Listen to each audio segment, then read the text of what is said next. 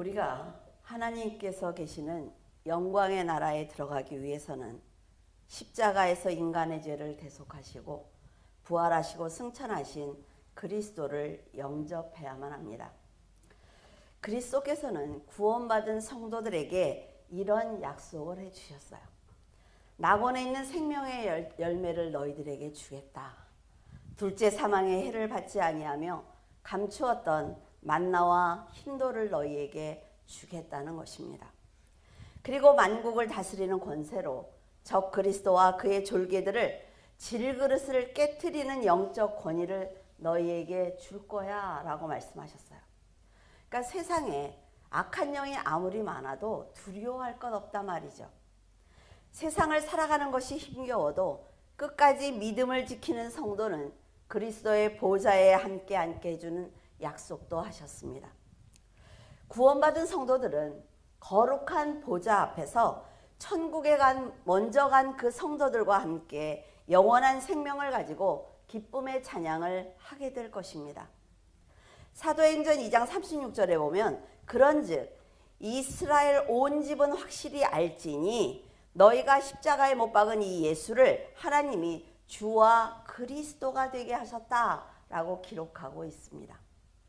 예수님을 주와 그리스도로 세우신 것은 하나님께서 정하신 일입니다. 그러니까 아무리 시간이 많이 가도 이것은 바뀌지 않는단 말이죠. 이 법에 따라 우리가 하나님 앞에 흠없이 서기 위해서는 반드시 그리스도의 보혈을 덧입어야만 합니다. 그리고 그분을 우리의 통치자로 인정해야만 해요. 이렇게 하나님의 뜻을 깨닫고 죽는 순간까지 순종하는 삶을 살았던 사람이 바로 요셉입니다. 창세기 15장 13절 여호와께서 아브라함에게 이르시되 너는 반드시 알라 내 자손이 이방에서 객이 되어 그들을 섬기겠고 그들은 400년 동안 내 자손을 괴롭히리니 이미 그의 인생을 정하시고 알려주신 것입니다. 요셉은 아브라함에게 하신 그 말씀, 그 예언을 성취하기 위해서 하나님께서 자신을 부르셨다는 것을 깨닫게 되었어요. 요셉이 받은 사명, 그러니까 할아버지인 아브라함이 받은 그 말씀대로 야곱의 가족이 이방 나라, 애굽 그러니까 이집트죠. 그로 들어가서 400년 동안 살면서 그 가족이 이스라엘이라는 나라로 성장할 때까지 거할 수 있는 그 장소를 마련하는 것이었습니다. 그러니까 요셉은 자신이 애굽으로 가지 않으면 안 되겠죠. 하나님께서는 자식을 낳지 못했던 아브라함에게 하늘의 무뼈를 보여주십니다. 이 사람이 이때까지 자식을 한 명도 낳지 못했어요. 그의 자손들이 이방 나라에서 400년 동안 거주하면서 저 많은 별들처럼 너의 자손들이 저렇게 많게 될 거야 라고 말씀을 하신 거예요. 지금은 그가 자녀가 한 명도 없습니다. 아무것도 없는데 여러분의 통장에 만약에 영원히 근데 하나님께서 이 통장에 네가 정말 이 공을 셀 수 없을 정도로 돈이 들어올 거야. 그러면 어때요? 일단 기분 좋죠. 정말 그런 날이 오면 너무 좋겠죠. 눈이 반짝반짝들 빛나야죠. 이렇게 돈 얘기를 하면. 똑같은 거예요. 지금 아브라함이 자식을 한 번도 낳아보지 않았어요. 그런데 이런 말씀을 하시는 거예요. 100세에 아들을 낳을 것이고 400년이 지나고 나면 너희 후손들이 이렇게 많은 재물을 이끌고 출애굽하게 될 거야 라는 약속을 하셨단 말이죠. 이 말씀은 430년이 되는 날 모세에 의해서 성취가 됩니다. 하지만 아브라함은 하나님께서 직접 말씀하셨는데도 믿어지기도 하고 안 믿어지기도 한 거예요. 이삭이 태어날 것을 믿지 못해서 자신의 종인 엘리에셀을 상속자로 삼겠습니다. 제가 언제 아기를 낳겠어요? 내 이 종이 너무 사람이 괜찮으니까 얘를 상속자로 삼을까요? 라고 기도했어요. 그러다가 결국 자기의 여종인 하갈에게서 이스마엘을 낳습니다. 만약 그가 말씀을 믿고 이삭이 태어날 때까지 만약 기다렸다면 그의 후손인 이스라엘과 이스마엘 자손이 다투는 일은 없을 것입니다. 아랍인에 관해서 지금 우리가 설명하기는 너무나 복잡해요. 막 이 사람과 이 사람이 결혼했고 막 이랬기 때문에 복잡한 양상은 있지만 히브리인들이 생각을 할 때 이스마엘의 아들들이 각 부족의 방백이 되어서 아랍 족속의 기초가 되었기 때문에 그들을 이스마엘의 후손으로 보고 있습니다. 그들이 보는 쿠란에 보면은 하갈이 낳은 이스마엘이 첫째 아들이라 말이죠. 이삭보다 13살이 위에요. 그러니까 장자는 이삭이 아니라 이스마엘이라고 주장하고 있는 거예요. 하나님께서 분명히 이삭을 낳는다고 하셨지만 아브라함의 자기가 딱 생각했을 때 이게 가능하겠어? 이게 말이 안 되지. 그러니까 이스마엘을 낳은 것입니다. 이슬람에서는 아브라함이 제물로 이삭을 드렸지요. 그런데 이삭이 아니라 이스마엘이야 라고 주장하고 있어요. 이스마엘을 무하마드 이전의 선지자라고 가르치고 있습니다. 아브라함의 믿음과 상관없이 그를 열국의 아비로 택하신 하나님께서는 그의 아내인 사레의 이름을 사라로 바꿔주십니다. 열국의 어미라는 뜻이죠. 90세까지 다친 사라의 태를 열어주시는 거예요. 여러분 한번 생각을 해보세요. 우리는 지금 90세까지 살았다 해도 오래 사셨네 이렇게 말을 하는데 90세의 아기를 낳는 거예요. 그리고 얼마나 예쁘면 그렇게 각 나라의 왕들이 사라를 탐할까요? 여러분들 한번 스스로 오늘 아침에 거울을 보셨죠? 내 나이를 생각하고 한번 생각해 보세요. 하나님께서 90세의 태를 열어서 아기를 낳게 하신 것도 그의 후손들이 이스라엘의 나라를 진짜 세운 것도 모두 하나님께서 하신 일입니다. 그러나 아브라함은 하나님의 말씀을 직접 듣고도 말씀에 순종하지 않았을 뿐 아니라 아주 위급한 상황이 되자 자기의 아내를 누이라고 속입니다. 그리고 아비멜렉 왕에게 아내를 보내는 거예요. 그래서 목숨을 구걸하죠. 남편의 목숨을 구하기 위해서 아비멜렉 왕에게 간 사라를 보신 하나님께서는 그날 밤 아비멜렉에게 직접 나타나십니다. 그러면서 그 여인을 취하면 너는 오늘 밤 죽게 될 거야 라고 말씀을 하셨어요. 하나님께서는 열국의 어미로 부르신 사라가 위기에 처하자 구해주신 것입니다. 자, 우리가 세상을 살면서 많은 문제들을 만납니다. 그런데 정말 하나님의 사명을 갖고 있다면, 하나님을 향한 사명을 갖고 있다면 하나님께서는 분명히 구해주신다 말이죠. 하나님께서는 이렇게 끊임없이 죄를 짓는 인간을 선택하십니다. 자, 우리는 유한한 세상을 살고 있어요. 정해진 그 숫자의 삶을 살고 있습니다. 그런데 그 사람이 없으면 안 될 것 같지만 하나님은 그 다음에 또 다른 사람을 세우시고 또 세우시면서 하나님의 일을 진행하신단 말이죠. 하나님의 일이 성취될 때까지 그 사람을 보호하시고 죄를 지으면 용서하시면서 책망하기도 해요. 그러면서 그 일을 하나님의 뜻대로 진행해 나가십니다. 우리도 하나님께서 한없는 사랑으로 감싸주고 계세요. 악한 영과 악한 자의 공격을 막아주십니다. 그렇기 때문에 아비멜렉이 사라를 취하지 못한 것처럼 사탄에게 우리가 굴복하지 않는 인생을 살 수 있는 것입니다. 아브라함은 많은 우여곡절 끝에 자신처럼 어리석고 용기 없고 믿음이 없는 자를 인도하신 하나님의 사랑이 얼마나 대단한지 깨닫게 되었습니다. 하나님의 사랑과 뜻을 깊이 깨닫게 되자 그는 의심 없이 자신의 인생을 하나님께 드릴 수 있었던 거예요. 이때 하나님께서는 열국의 아비가 될 아브라함의 믿음이 얼마큼 성장했는지 시험하기 위해서 순종하기 힘든 명령을 내리십니다. 그것은 네 아들, 사랑하는 네 독자 이삭을 나에게 모리아 산으로 데리고 가서 산에서 번제로 드리라는 거예요. 여러분, 번제는요, 재물을 남김없이 태워버리는 것입니다. 근데 지난주에 아하스에 대해서 배우셨죠? 인신제사를 자기 아들을 불 가운데로 지나게 하잖아요. 그러면 하나님께서 과연 사람을 번제로 받으실까요? 하나님은 그런 분이 아니에요. 자, 우리는 지금 이삭이 안 죽었다는 걸 아니까 그래 아브라함이 그렇게 바쳤지라고 하지만 만약에 하나님이 아브라함에게 말씀하실 때 여러분이 옆에 서 있었다고 생각을 해보세요.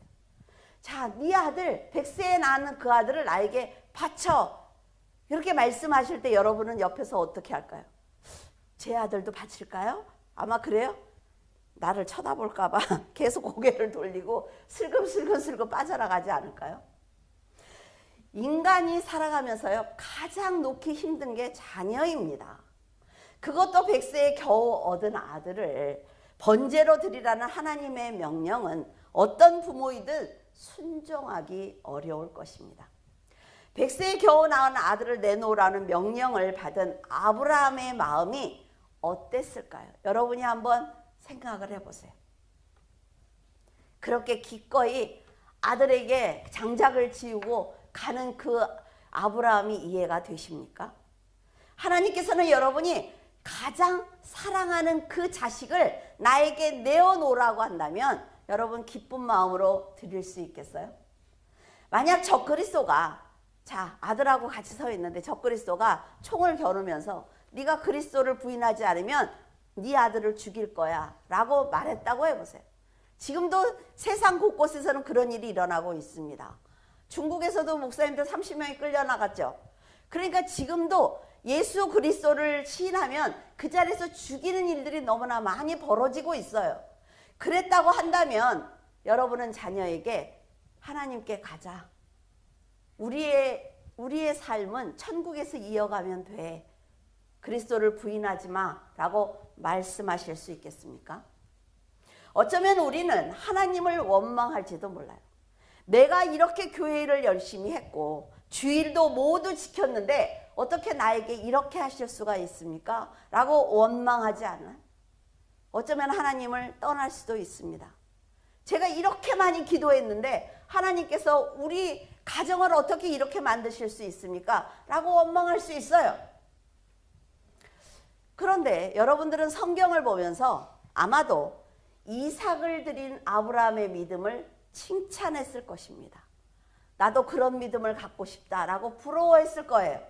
그가 누린 부귀영화를 그것을 보면서 나도 그걸 누리고 싶다라는 생각을 했을 것입니다. 우리가 현실에서 만나는 모든 문제는 하나님께서 이삭을 나에게 달라는 말씀과 같은 거예요.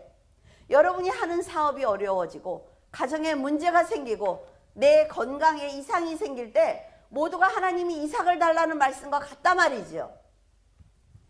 그럴 때마다 여러분은 어떤 선택을 하고 계십니까? 아마도 이 문제만큼은 내 뜻대로 하겠습니다, 하나님. 하나님은 이 길로 가라고 하시지만 아닌 것 같아요. 라고 거절했을 거예요. 하나님께 간절히 기도하는데 내 자식은 건드리지 마세요. 라고 기도했을지도 모릅니다. 자녀를 온전히 마음에서 놓는 것이 얼마나 힘들면 바로왕은 그 10가지의 재앙을 당하면서도 끝까지 하나님께 순종하지 않았어요. 마지막으로 장자가 죽자 그제야 이스라엘을 애굽에서 놓아주었습니다. 사무엘과 같은 그런 선지자, 대단한 선지자 아닙니까? 그런데 그런 선지자도 아들을 믿음으로 키우지 못했단 말이죠. 다윗 왕은 아들이 서로 죽이고 겁탈하고 이런 죄를 짓는데도 책망하지 못했어요. 하나님보다 자식을 더 사랑하는 그 우상의 마음을 깨지 못하면 결국 하나님을 버리고 떠날 수밖에 없으며 자녀들도 선하게 성장할 수 없습니다. 부모가 본이 되어야 자식도 그 믿음을 따라서 살아간다 말이죠. 하나님께서는 사람을 번제로 받지 않습니다. 양이나 소나 비둘기를 받으시죠. 아브라함에게 이삭을 드려라 라고 명령하시기 전에 이미 순양을 갖다 놓으셨단 말이죠. 열국의 아비라는 큰 복을 주기 위해서 아브라함의 믿음을 확인하고 싶었던 거예요. 이렇게 절대적으로 순종하는 아브라함을 보고 자란 요셉은 하나님께서 어떤 계획을 가지고 자신을 부르셨는지 깨달았습니다. 그리고 기꺼이 순종했어요. 어느 날 요셉은 형들이 자기에게 절하는 꿈을 꿉니다. 그래서 형들에게 그 얘기를 해요. 아, 형들이 나에게 절하는 꿈을 꾸었습니다. 그러자 형들이 얼마나 기분이 나쁘겠어요. 그러니까 요셉을 늘 시기했던 그 형들은 이스마엘 상인들에게 그를 팔아버렸습니다. 하지만 요셉은요, 하나님께서 나를 애굽으로 보내시기 위해서 형들의 질투를 도구로 사용하고 있구나라는 것을 알고 있었습니다. 그러니까 형들이 믿지 않은 거예요. 자기들이 지금 무슨 행동을 하고 있는지 미처 깨닫지 못하기 때문입니다. 하나님께서는 함께 일할 동역자를 부르실 때 가장 먼저 그 사람의 인간의 의의를 버리게 하십니다. 우리가 우리의 의의를 버리지 않으면 하나님의 일을 할 수가 없어요. 내 생각이 너무나 강하면 모든 것에 걸림돌이 된단 말이죠. 그러니까 하나님의 일을 하기 위해서는 자, 십자가를 보세요. 하나님과 나와의 관계가 일단 먼저 서야 합니다. 내가 하나님의 뜻대로 살겠다는 생각을 가지고 있어야 돼요. 그래야만 자, 내 믿음의 형제들과 하나가 될 수 있는 거죠. 지금 요셉은 자기의 의의를 다 버렸어요. 하나님의 뜻이라면 하나님께서 내 할아버지에게 말씀하신 그 예언이 나로 인해서 성취가 된다면 나는 순종하겠다는 것입니다. 세상을 향한 욕심과 고집과 감정을 버리게 하시고 보이지 않는 하나님의 나라를 소망하도록 지혜를 주셔서 하나님의 뜻을 깨닫게 하시는 거예요. 그래서 모든 일이, 더구나 교회에서 하는 일은 내 뜻과 다를 수 있습니다. 왜? 내가 세상에서 잘 나가는 사람이거든요. 근데 교회에 왔더니 이거는 상식적으로 생각해도 있을 수 없는 일이야 라는 생각을 할 수 있단 말이죠. 그러나 그것이 하나님께서 원하시는 일이라면 나를 버리고 해야 되는 것입니다. 왜? 하나님은 우리보다 훨씬 앞을 보고 인도하시기 때문에 해야 되는 거예요. 세상을 위해서 살던 사람이 하나님의 부름을 받고 육의 본능을 이겨내기 위해서 자신을 쳐서 복종하는 자체가 뭐예요? 고난입니다. 아침에 더 자고 싶은데 아침에 일어나서 교회를 나오는 거 고난이에요. 정말 다들 놀러 가는데 나도 가고 싶은데 예배 드리러 오는 거 고난입니다. 그러나 하나님께서 정하신 법이기 때문에 우리는 하나님을 만날 때까지 하는 거예요. 사람들은 말씀에 어긋난 인간의 욕심과 정욕을 갖게 되었기 때문에 탐욕과 교만 그리고 세상의 지식과 사상을 버리는 것이 결코 쉽지 않습니다. 그럼에도 요셉은 하나님의 백성이 거할 고센 땅을 얻기 위해서 이스마엘 사람들에게 팔려가야 됐어요. 또다시 거기서 애굽의 시위대장 보디발에게 노예로 팔려가게 되었습니다. 형들은 아버지가 요셉을 더 사랑했기 때문에 질투하는 마음에 그를 팔았단 말이죠. 그러니까 하나님이 뭐를 다 이용하시는지 알겠죠? 여러분, 질투는 누구나 할 수 있습니다. 질투와 복수심과 정욕과 욕심은요, 굉장히 위험한 것입니다. 질투가 이성을 잃게 하면요, 용서받을 수 없는 죄를 짓게 됩니다. 사람을 질투하기 시작하면 모든 일에 그 사람이 생각이 나는 거예요. 내가 살아가는 모든 일에. 그러니까 그 사람보다 내가 훨씬 나아야 되는 거죠. 근데 그게 가능합니까? 사람이 다른데. 그러니까 질투를 할 때 내 이성을 잃으면 절대로 안 되는 거예요. 근데요, 하나님께서는요, 형들의 질투를 사용하십니다. 그래서 예언을 성취하시는 거예요. 하나님의 뜻을 깨달은 요셉은 노예로 살았지만 불평하지 않았어요. 형들에게 복수해야지 하는 마음을 갖지 않았죠. 내가 어떻게 하면 이 애굽, 여기 이집트에서 내가 하나님의 일을 감당할 것이냐, 거기에만 관심을 갖고 있었어요. 이것을 본 사탄은 이런 생각을 합니다. 요셉이 끝까지 믿음을 지킨다면 이 땅에서 이스라엘이라는 나라가 세워질 수밖에 없어. 그러니까 마지막 방법을 선택하는 거예요. 사탄이 하는 마지막 방법이 뭐라 그랬어요? 음란입니다, 여러분. 음란이에요. 그래서 음란을 통해 요셉을 실족시키려고 했습니다. 사탄의 도구가 된 보디발의 아내는 끊임없이 요셉을 유혹하는 거예요. 하지만 그는 죄를 짓지 않기 위해서 단호하게 거절합니다. 근데 자, 성도가 믿음을 지키기 위해서 받는 고난도 있습니다. 그런데 이 고난, 요셉이 받는 고난은 뭐예요? 감옥에 들어가는 것입니다. 만약 요셉이 보디발의 아내의 유혹을 받아들였다면 그는 하나님께 잠시 죄는 짓겠지만 세상에서 풍요롭고 평안한 삶을 살 수가 있습니다. 요셉이 총리가 되기 전에 겪어야 했던 이런 사건들은 하나님을 사랑하는 성도들에겐 당연한 것입니다. 그래, 감옥에 들어가도 나는 하나님께 죄를 짓지 말아야지 라는 생각을 하지요. 그런데 아쉽게도 요즘 사람들은 그것보다는 고난을 당하지 않기 위해서 쉬운 방법을 선택하고 있어요. 그러니까 교회들이 무너지는 것입니다. 성도가 아니라 말이에요. 지금은 요셉이 감옥을 선택했을 때 하나님께서는 놀랍게도 감옥에서 애구방을 만날 수 있도록 모든 것을 준비해 두셨어요.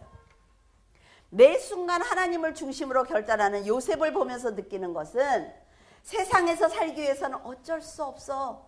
내가 죄를 지을 수밖에 없어. 타협할 수밖에 없어. 저들과 함께 어울려 놀 수밖에 없어 라고 말하는 사람들과 전혀 다른 선택을 한다는 것입니다. 사람은 자신의 작은 이익에 따라서 행동하지만 하나님께서는 한순간에 그의 삶의 방향과 환경을 한순간에 바꿔주세요. 우리가 이걸 믿느냐는 거죠. 지금 요셉을 보면서 우리가 배워야 될 것이 바로 이것입니다. 자, 다 죽을 것 같아. 이렇게 살다 나 망할 것 같아. 그런데 하나님께서는 그의 중심을 보고 계신단 말이죠. 얘는 끝까지 나를 배신하지 않을 거야. 자, 그렇게 죽을 것 같은데 전화벨이 울려요. 그 일이 해결되었습니다. 단 5초 차이에 바뀌어진단 말이에요. 하나님께서 그걸 하실 때까지 믿어야 되는 거예요. 우리는. 보디발의 아내는요, 요셉이 계속 자신을 거부하니까 모든 죄를 요셉에게 뒤집어 씌웁니다. 저 사람이 내 방까지 와서 나를 겁탈하려고 한다. 그러니까 요셉의 선한 결정은 도리어 감옥에 갈 수밖에 없는 큰 고난으로 이어지는 거예요. 만약 요셉이 선한 결정을 하지 않았다면 그는 총리가 되지 못했을 것입니다. 하나님께서는 요셉이 그가 고난으로 끝까지 몰아붙여도 나를 배신하지 않는다는 걸 알고 계세요. 알고 있으니까 얘가 나를 배신하지 않을 거야. 얘는 결국 감옥에 들어올 거니까 감옥에서 일을 만드시는 거예요. 사람을 준비하시고 모든 계획을 준비하시는 것입니다. 하나님이 이걸 우리에게 보여줄 때까지 믿어야 된다는 거죠. 감옥에서 만난 술 관원장과 떡 관원장은 비슷한 꿈을 꾸었습니다. 요셉이 해봉해 준 대로 목숨을 구한 술 관원장이 말하기를 내가 반드시 이 은혜를 갚겠습니다. 하지만 권세를 회복하고 나니까 술 관원장은 감옥에 있던 요셉을 잊어버리고 말았어요. 여러분들도 그런 경험하지 않습니까? 정말 최선을 다해서 교회 일을 하겠습니다. 목사님이 함께 기도해 주셨으니까 정말 제가 정말 한번 살아볼 거예요. 아니요. 그 약속을 지키는 사람들은 많지 않단 말이죠. 하지만 하나님께서는 이 약속을 잊지 않고 계시는 거예요. 그의 입으로 약속했지. 그래, 네가 꼭 약속을 지켜주기 바래. 이게 하나님의 뜻이에요. 비록 술 관원장이 요셉을 잊었지만 바로 왕이 해몽이 필요할 때가 온다는 걸 하나님은 알고 계시는 거예요. 그래서 성경을 보면요, 역사책입니다. 역사책. 하나님은 이미 바로가 여기서 꿈을 꿔서 요셉이 필요할 거야 라는 걸 아시니까 이 일을 진행하시는 거예요. 여기서 믿음의 사람이 흔들리면 하나님의 이 일은 이루어지지 않습니다. 그래서 감옥에서 술 관원장과 요셉을 만나게 하신 거죠. 바로왕이 꾼 꿈은 이렇습니다. 바로왕이 화숫가에 이렇게 서 있는데 아름답고 살찐 암소 7마리가 올라오는 거예요. 그래서 막 풀을 뜯고 있죠.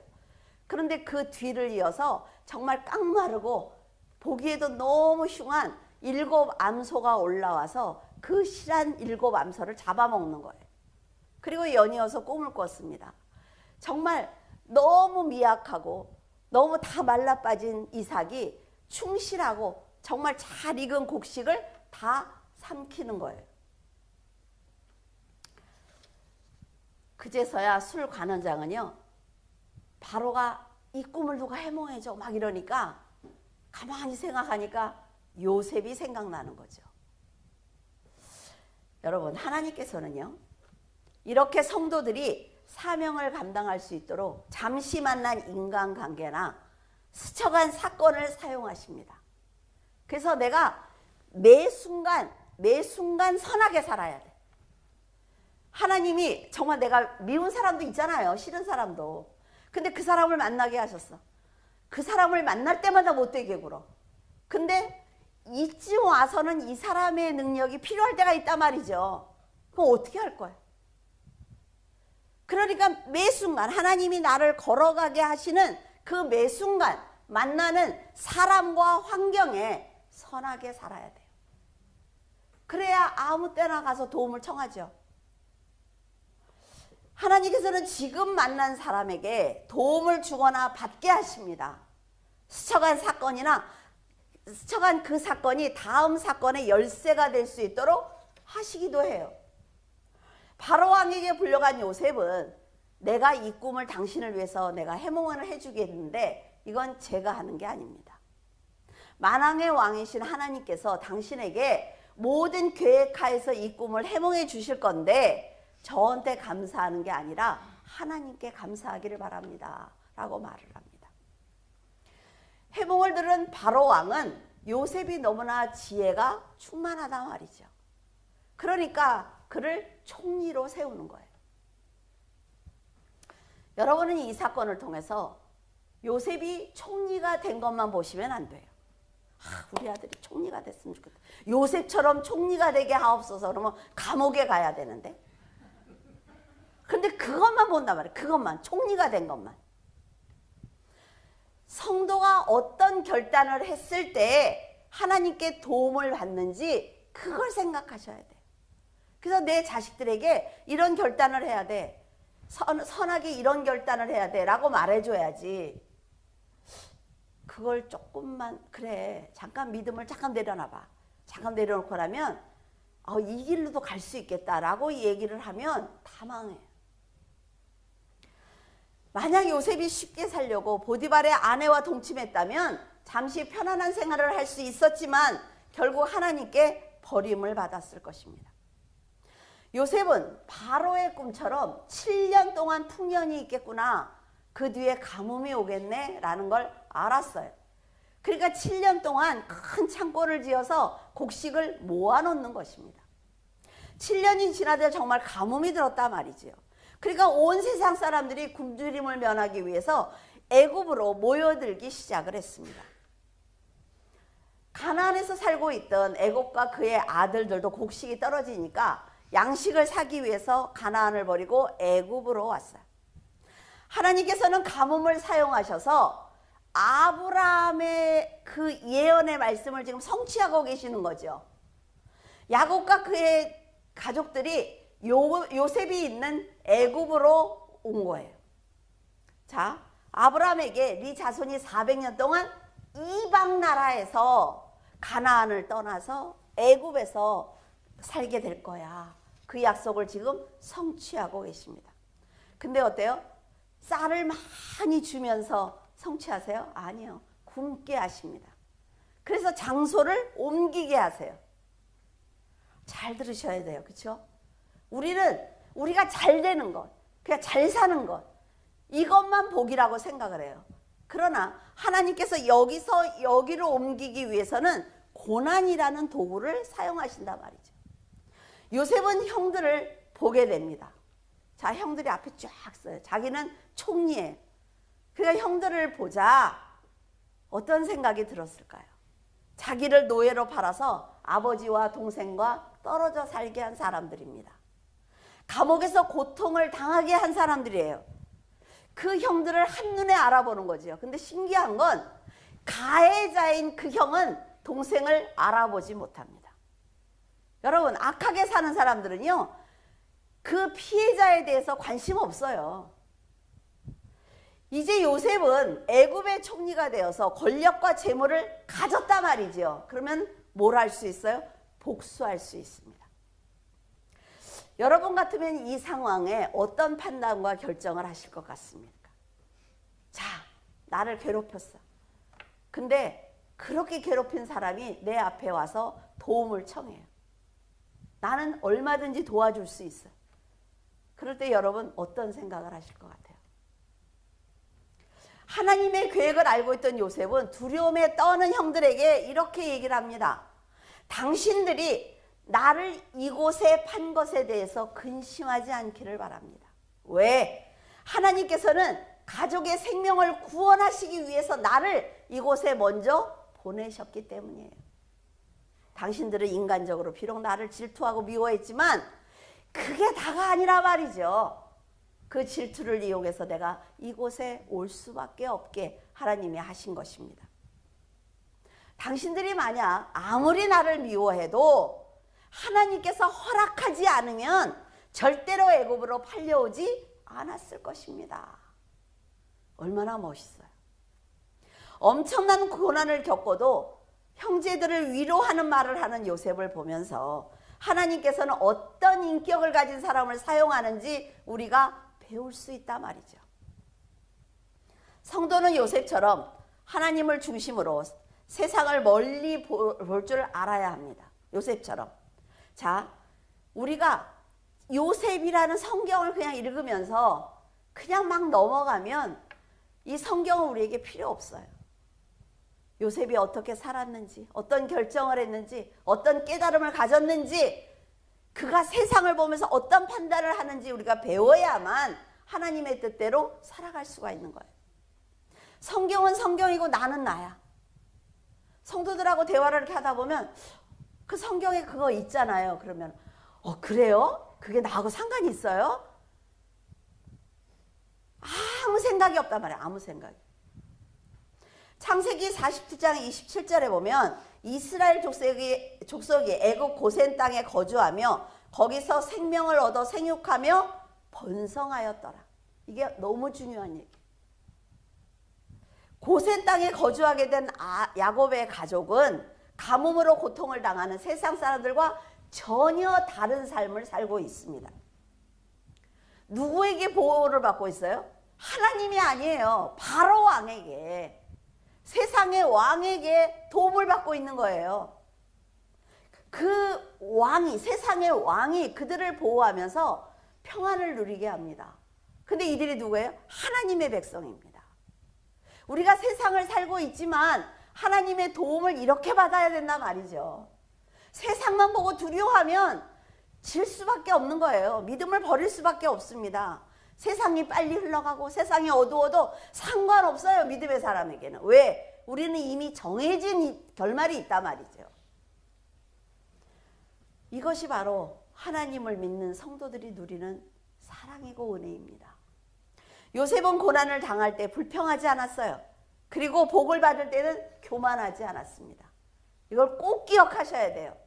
내가 잘 될 때는 절대로 교만하면 안 돼요. 왜? 반드시 어려움이 있으니까. 내가 지금 잘 살아서 다 끝났어요. 난 너무 좋아요. 나는 아무 걱정이 없어요. 아니요. 10걸음만 걸어가면 고난이 기다리고 있어요. 내가 지금 고난을 당하고 있어요. 좌절합니까? 아니요. 하나님을 믿고 걸어다가 보면 10걸음 걸어가면 거기 평안이 있어요. 이게 인생이라 말이죠. 어떤 환경에서도 자신의 처지와 형편은 하나님께서 허락하신 것을 알고 최선을 다해서 인내하며 믿음으로 살아내야 합니다. 이게 성도예요. 요셉은 형들이 하나님과의 관계를 회복할 수 있도록 자비를 베풉니다. 멋진 사람 아닙니까? 하나님의 예언의 말씀이 성취되도록 자기를 버리는 거예요. 자기의 생각을 버립니다. 자기의 지식과 사상을 다 버리는 거예요. 이런 사랑을 가지고 자신을 버리신 분이 바로 예수 그리스도입니다.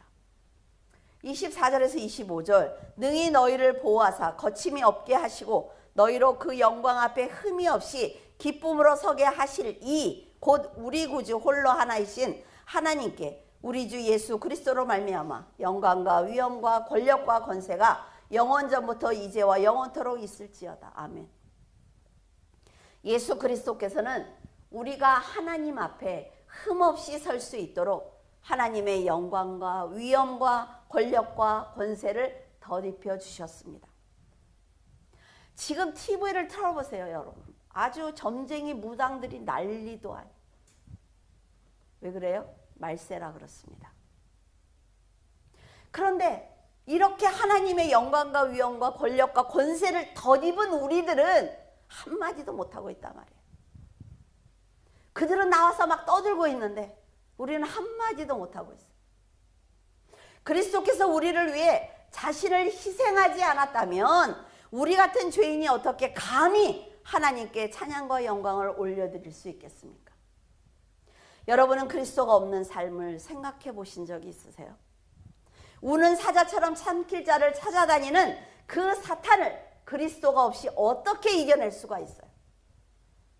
여러분, 귀신 들린 사람 눈을 보신 적이 있습니까? 눈을 딱 마주치는데 그 눈이 얼마나 무서운 줄 알아요?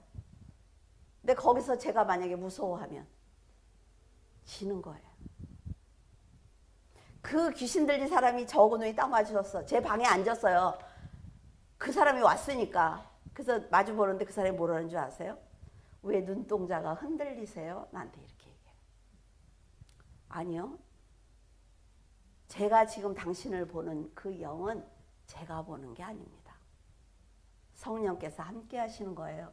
근데 가만히 있어요. 그때부터. 우리는 이렇게 흔들리고 있단 말이죠.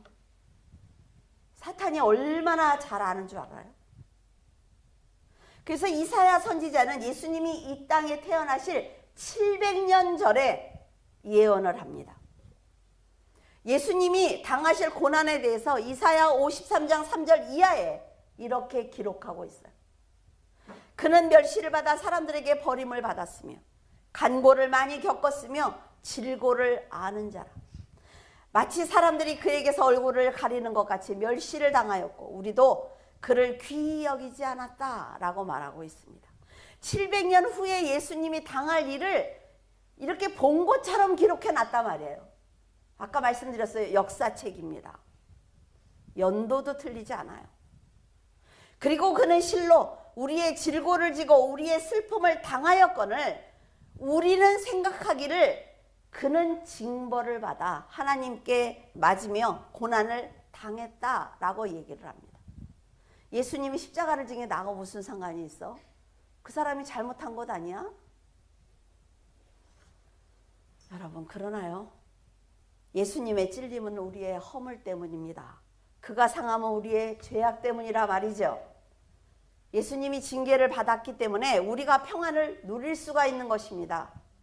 그런데 우리는 어떻게 하였습니까? 우리는 다 양 같아서 그릇 행하고 있어요. 각기 제 길로 가고 있습니다. 하나님을 위해서 헌신하실래요? 아, 제가 지금 요새 뭐가 어떻고, 내가 요새 뭐 어떻고. 다들 핑계가 있어요. 없는 사람 어디 있습니까? 그런데요, 이 모든 이런 행동들이 여호와께서 우리의 그 죄악을 예수님께 다 담당시켰단 말이죠. 우리가 죄인이었을 때 예수님께서 모든 죄를 짊어지신 것입니다. 그럼에도 예수님은 우리의 죄를 감당하기 위해서 곤욕을 당하고 괴로워도 입을 열지 않았어요. 마치 도수장으로 끌려가는 어린 양같이 그 입을 열지 않았습니다.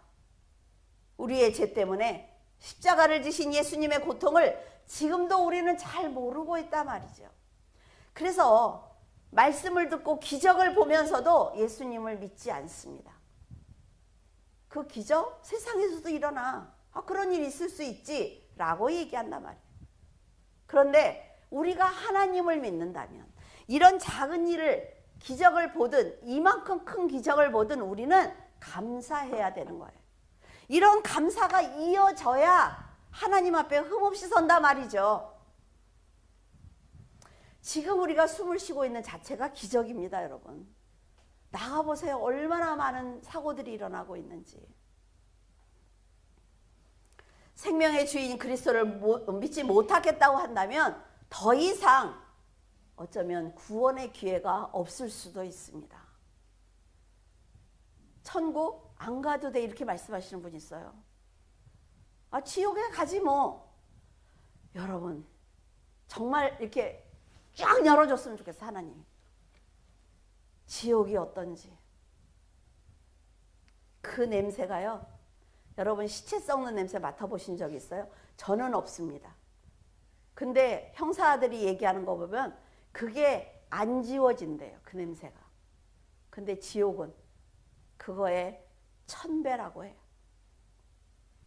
험한 세상에서 방패가 되어주시기 위해서 하늘의 영광과 위엄과 권력과 권세를 유보하시고 이 땅에 오신 성자 하나님 예수 그리스도를 환영하지 못하고 온전히 믿어드리지 못하는 우리 자신들을 부끄러워해야만 합니다. 이 세상의 삶이요 아무것도 아니에요. 여러분 막 송구영신 예배 드린 게 엊그제 같지요. 근데 지금 벌써 3월이 다 지나고 있어요. 세월은 이렇게 빨리 가고 있단 말이에요. 여러분이 얼마나 큰 축복을 받았는지 알고 계십니까? 마지막에 이제 우리가 그때까지 살아 있을지는 모르겠어요. 마지막에 이 세상이 흑암이 되는 날이 있습니다. 그때 태양이 가리워졌을까요? 전기가 없을까요? 아니요. 있습니다. 그런데 하나님이 내리시는 그 흑암은 이 빛이 검은색으로 보이기 때문에 우리 눈에 보이지 않는 거예요.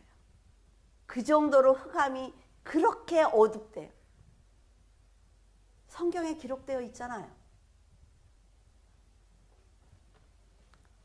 지금 여러분들이 가진 능력과 지식과 힘과 능력 그리고 사상은 그리스도 앞에서 쓰레기일 뿐입니다. 여러분 유다서를 마치면서 여러분에게 간곡하게 부탁하고 싶은 것이 있어요. 감히 그리스도의 은혜를 버리지 않기를 바라요. 사막에서 한 방울의 물을 찾은 것처럼 소중하게 여기기를 바랍니다. 어둠의 권세자가 다스리는 이 세상을 살아가는 것이 얼마나 힘든지 말씀을 지켜내는 게 얼마나 힘든지 알고 있습니다.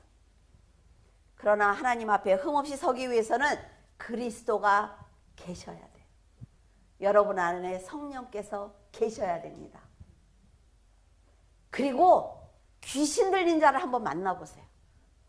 정말 탁 보면서 얼마나 무서운지 한번 보세요.